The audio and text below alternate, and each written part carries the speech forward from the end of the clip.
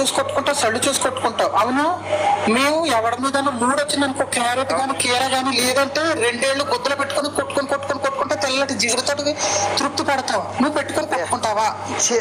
ఏం మాటరా, నువ్వు పెట్టుకొని కొట్టుకుంటావా?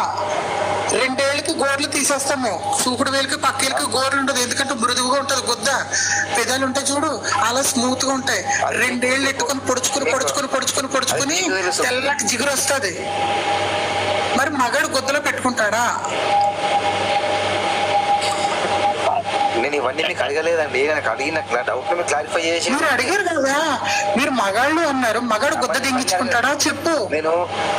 నేను ఇవన్నీ మీకు అడగలేదండి, మీకు ఒక్క నిమిషం చెప్తున్నాను. కట్ట అనిల్, ఇప్పటికిప్పుడు నువ్వు ఫేస్బుక్ లో ఫోన్ చేస్తే సళ్ళు గుద్ద చూపించకపోతే లంజ్ అని అడుగు, నువ్వు చూపిస్తావా? నేను మీ ఐడి చెప్పండి, కొంచెం అంతే ఉండండి.